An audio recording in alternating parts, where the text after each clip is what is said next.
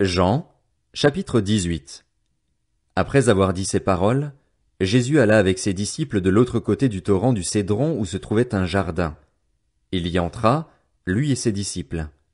Judas, celui qui le trahissait, connaissait aussi l'endroit parce que Jésus et ses disciples s'y étaient souvent réunis.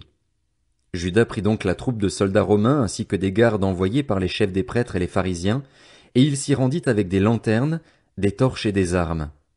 Jésus, qui savait tout ce qui devait lui arriver, s'avança alors et leur dit, « Qui cherchez-vous » Ils lui répondirent, « Jésus de Nazareth. » Jésus leur dit, « C'est moi. » Judas, celui qui le trahissait, était avec eux. Lorsque Jésus leur dit, « C'est moi », ils reculèrent et tombèrent par terre. Il leur demanda de nouveau, « Qui cherchez-vous » Ils dirent, « Jésus de Nazareth. » Jésus répondit, « Je vous ai dit que c'est moi.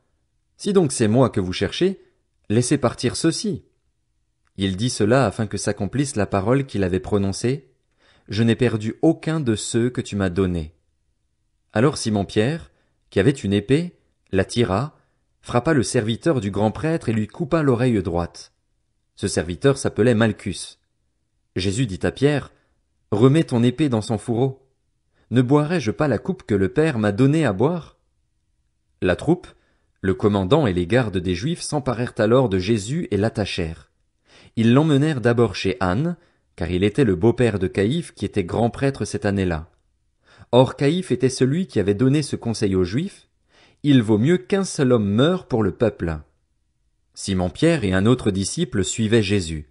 Ce disciple était connu du grand prêtre, et il entra avec Jésus dans la cour de la maison du grand prêtre, tandis que Pierre restait dehors près de la porte.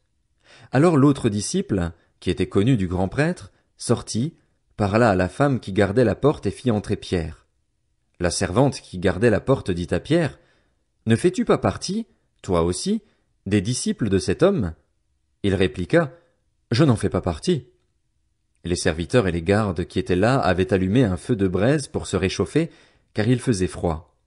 Pierre se tenait avec eux et se chauffait aussi. Le grand prêtre interrogea Jésus sur ses disciples et sur son enseignement. Jésus lui répondit, « J'ai parlé ouvertement à tout le monde. J'ai toujours enseigné dans les synagogues et dans le temple, où les Juifs se réunissent constamment, et je n'ai rien dit en secret. Pourquoi m'interroges-tu? Interroge ceux qui m'ont entendu sur ce que je leur ai dit, ils savent, eux, ce que j'ai dit. » À ces mots, un des gardes qui se trouvait là donna une gifle à Jésus en disant, « C'est ainsi que tu réponds au grand prêtre? » Jésus lui dit, « Si j'ai mal parlé, explique-moi ce que j'ai dit de mal. Et si j'ai bien parlé, pourquoi me frappes-tu » Alors Anne l'envoya attacher à Caïphe, le grand prêtre. Simon-Pierre était là et se chauffait. On lui dit, « Ne fais-tu pas partie, toi aussi, de ses disciples ?» Il le nia et dit, « Je n'en fais pas partie. » Un des serviteurs du grand prêtre, un parent de celui à qui Pierre avait coupé l'oreille, dit, « Ne t'ai-je pas vu avec lui dans le jardin ?» Pierre le nia de nouveau. Et aussitôt un coq chanta. De chez Caïphe, ils conduisirent Jésus au prétoire, c'était le matin. Ils n'entrèrent pas eux-mêmes dans le prétoire afin de ne pas se souiller et de pouvoir manger le repas de la Pâque. Pilate sortit donc à leur rencontre et dit, « De quoi accusez-vous cet homme ?»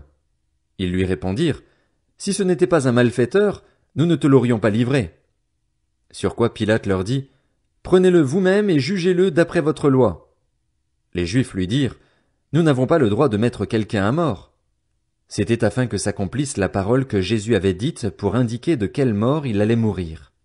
Pilate rentra dans le prétoire, appela Jésus et lui dit, « Es-tu le roi des Juifs ?» Jésus lui répondit, « Est-ce de toi-même que tu dis cela ou d'autres te l'ont-ils dit de moi ?» Pilate répondit, « Suis-je un Juif, moi? Ta nation et les chefs des prêtres t'ont livré à moi. Qu'as-tu fait? » Jésus répondit, « Mon royaume n'est pas de ce monde. Si mon royaume était de ce monde, mes serviteurs auraient combattu pour moi afin que je ne sois pas livré aux Juifs.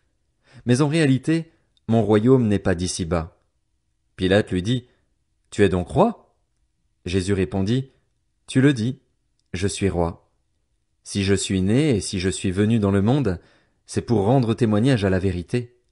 Toute personne qui est de la vérité écoute ma voix. » Pilate lui répliqua, Qu'est-ce que la vérité?